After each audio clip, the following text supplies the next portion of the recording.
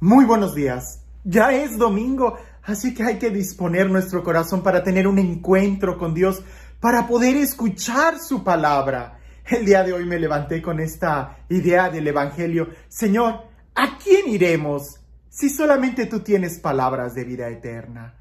¿A quién vamos a escuchar el día de hoy si solamente Dios es el que nos da la paz que necesitamos? Si solamente Dios es el que nos da la sabiduría para poder vivir cada día de nuestra vida. ¿Quién ha vivido más de 1000 años que pueda saber los secretos del corazón humano? Nadie. Solamente Dios nuestro creador, solamente Dios nuestro hacedor es el que conoce cómo funciona el corazón humano.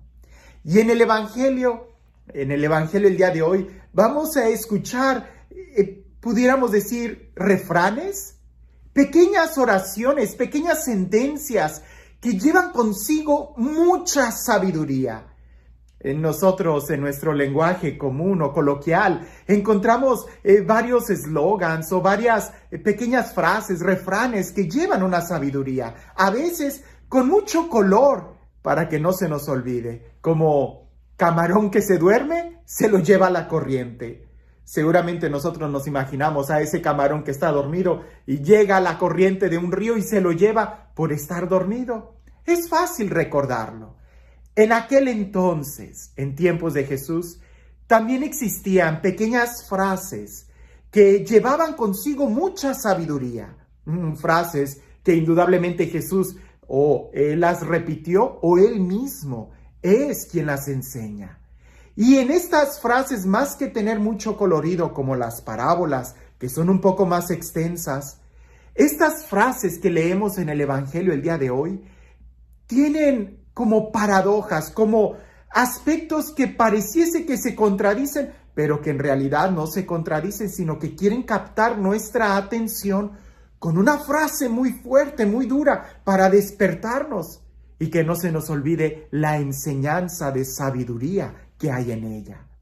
Por ejemplo, en el Evangelio vamos a escuchar: el que ame a su padre y a su madre más que a mí, no es digno de mí. Alguien pudiera pensar, ¿pero por qué? ¿Cómo? En otra frase del Evangelio nos habla, pareciese, que en comparación con Jesús habría que despreciar. Jesús no está diciendo que odiemos a nuestros padres, sino que debemos de amar más a Dios que incluso nuestro padre y nuestra madre. ¿Por qué? Porque es precisamente en el amor a Dios, amándolo a Él, es que podremos nosotros amar a nuestros papás. No hay ningún padre de familia que sea perfecto. No hay ningún padre que pueda abarcar completamente, incluso las personas que han tenido el regalo, el privilegio de tener padres espectaculares. El día que tienen que enterrar a sus papás, sienten una gran tragedia en su corazón. Si su amor no está por encima, si el amor que le tienen a Dios no está por encima del amor que le tienen a sus papás, se devastan, se les acaba el mundo. Lo mismo sucede con el amor que le tienes a tus hijos. Tienes que amar más a Dios que incluso a tus propios hijos. Alguien pudiera decir, pero ¿cómo es posible esto? Si es mi hijo, es carne de mi carne, sangre de mi sangre. Pues es que si no amas a Dios, vas a hacer de tu hijo un ídolo. ¿Y cuántos casos no escuchamos el día de hoy? Que por no saber educar al hijo, por no amar a Dios por encima que tu hijo, por no preocuparte de hacerlo primero un hijo de Dios antes que hijo tuyo, terminas creando pequeños monstruos dictadores y arruinas la vida de tu hijo al darle todo menos la educación. Y a veces a los papás tenemos que morir a nosotros por educar a nuestros hijos. Yo recuerdo que mi mamá, cuando yo hacía una travesura, ella decía, esto me va a doler más que a ti. Y yo ya sabía que venía un castigo muy fuerte. Pero aunque al papá le duela, tiene que ser más grande el amor que le tiene a Dios para poder educar a sus hijos. Cuando tú no quieres sufrir y quieres siempre consentir a tu hijo, vas a crear un dictador en lugar de verdaderamente amar a tu hijo y formarlo. Eso solamente es si amamos a Dios por encima de toda relación. En el matrimonio, en el Evangelio no dice, pero también podemos decirlo. El que ame a su esposo o a su esposa más que a él no es digno. ¿Por qué? Porque ¿con qué criterio vas a poder amar a tu esposo, a tu esposa, a tu mujer, si no amas a Dios por encima de tu pareja? Si tú no amas a Dios por encima de tu pareja, vas a hacer a tu pareja un ídolo y vas a dejar que te humille y vas a dejar que te lastime, o tú mismo vas a lastimarte a ti mismo haciendo de tu pareja un ídolo.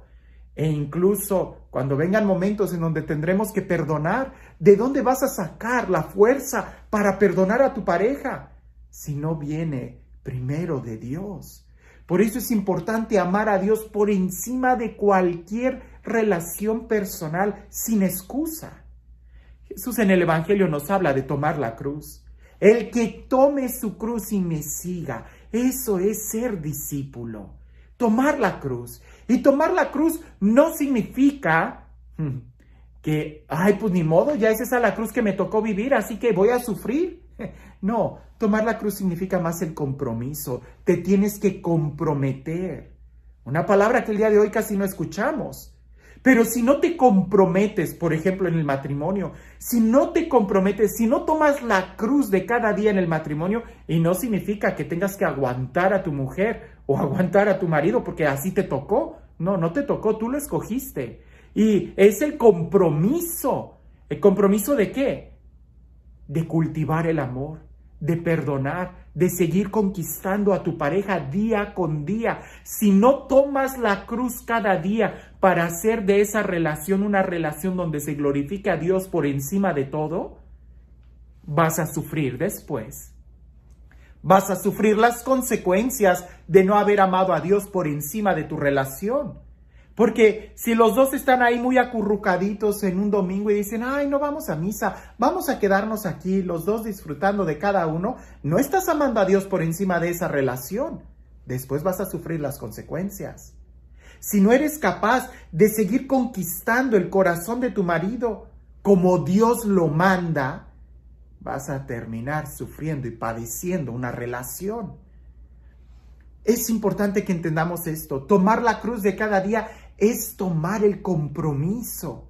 Y el compromiso implica morir a nosotros mismos. Todo compromiso implica morir a nosotros mismos, pero lleva consigo el deseo de conquistar algo mejor. Por eso Jesús también habla en este mismo evangelio: aquel que quiera salvar su vida, la perderá. Pero el que la pierda por mí y por el evangelio, ese la encontrará. ¡Qué paradoja!, ¿no? Estamos viendo como cosas contradictorias. El que quiera salvar su vida la pierde, pero el que la pierde por el evangelio, ese la encuentra. Es fácil. ¿Qué quiere decir esto? Que aquel que quiera vivir su vida cómodamente, sencilla, fácilmente, la va a perder. Como en el matrimonio. Aquella mujer que no quiera confrontar a su marido desde el principio, recién casados, para no entrar en conflicto, para, pues que le chifle, que le guiñe el ojo a la mesera, yo estoy tranquila mientras me cumpla a mí. Eso no eso no dice Dios. Eso no es lo que es la voluntad de Dios. Hay que pelear por el matrimonio desde el principio, tomar la cruz, morir, ser capaces de confrontar alguna situación en aras de crecer. Pero si no crecemos y tenemos miedo, si no somos capaces de morir a nosotros mismos para que se glorifique Dios en cada relación, entonces vamos a perder nuestra vida. Aquel que quiera salvar su vida, aquel que simplemente quiera ser feliz, sin ningún compromiso, sin ningún morir a uno mismo, ese va a arruinar su vida, ¿verdad? Es lo que le sucede a los alcohólicos, es lo que le sucede a los drogadictos. Ellos tratan de ser felices, sin ningún compromiso.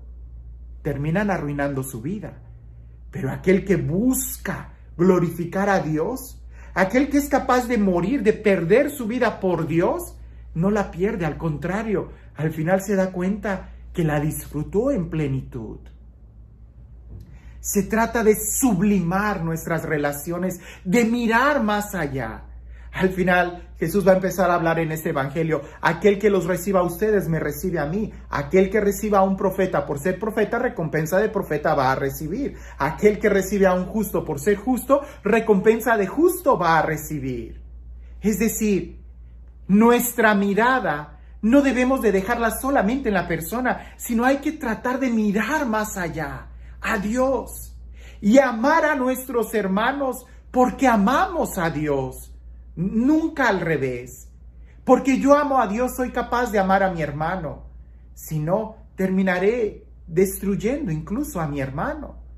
Esa es una gran diferencia entre la fe, entre las obras de caridad que la iglesia hace, las hace únicamente porque ama a Dios. Por consecuencia, ama al hermano.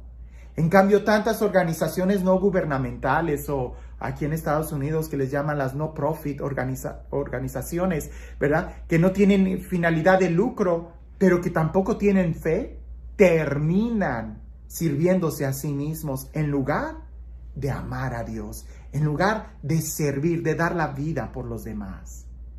La pregunta que nos pudiéramos llevar el día de hoy de tarea es, ¿a quién amo más? ¿Quién es el que controla mi vida? ¿Quién es el que llena mi corazón de paz, de amor? Si no es Dios, entonces ¿quién? ¿Tu marido? ¿Tu mujer? ¿Tus hijos? Ten cuidado, porque todos estos tienen defectos. En cambio, solamente Dios es el único quien puede saciar tu vida. Solamente Dios es el único quien puede saciar tu vida.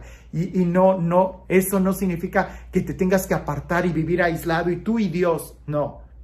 Si tu relación con Dios es genuina, Dios te va a llevar a que ames a tu hermano. Pero nunca pretendas amar a tu hermano y después amar a Dios. Eso no sucede. Porque te herirán tanto, te lastimarán tanto, que tu corazón terminará tan herido que no sabrás lo que es el verdadero amor. Por eso, amar a Dios por encima de toda relación es la mejor forma de protegernos y es la mejor forma de darnos a los demás. Y este Dios, el Dios del amor, el Dios de la paz, el Dios de la libertad, el Dios que nos quiere ver felices, el Dios que en sí mismo es el amor y la perfección, que sea Él quien el día de hoy te bendiga, en el nombre del Padre, del Hijo y del Espíritu Santo. Solamente Dios es quien sacia nuestra vida. Solamente Dios es quien nos enseña cómo amar de verdad a los demás. Sin Dios, siempre estaremos en crisis y en problemas. Cuentan por ahí que había un hombre que va con el psicólogo porque tenía muchos problemas. Y resulta que en la locura que tenía este hombre, en las noches siempre veía un dragón, ¿verdad? Que echaba fuego y se paseaba en su casa y él no podía dormir. Siempre estaba con un estrés continuo que le tenía miedo llegar a su casa y miedo a apagar la luz porque se le aparecía ese dragón. A tal grado que él ya había empezado a pensar en el suicidio. Llega con el psicólogo y le empieza a contar toda su historia. Y el psicólogo le dice, tu caso es un caso típico. Ha sucedido muchas veces últimamente. El tratamiento te va a ayudar mucho y te va a ayudar a quitarte ese dragón. Pero el tratamiento va a durar entre 1 o 2 años y te va a costar aproximadamente por mes $3,000. Y aquel hombre se le queda viendo y le dice, $3,000 por mes y un tratamiento que va a durar 2 años. Y el psicólogo le dice, sí, y vas a ir viendo los progresos muy rápido. Y aquel hombre se queda y le dice, $3,000. No, mejor me regreso a mi casa, compro algunas croquetas, se las doy al dragón, en una de esas lo hago mi mascota y quizás hasta terminamos siendo buenos amigos. Muchas gracias, y se va. El Evangelio, el amor a Dios, nos ayuda a vencer todo temor. Lo que a veces necesitamos es una motivación para poder amar a nuestros papás, ser capaces de perdonarlos, para poder amar a nuestros hijos, ser capaces de educarlos, para poder amar a nuestra pareja, ser capaz de perdonarla y de amarla.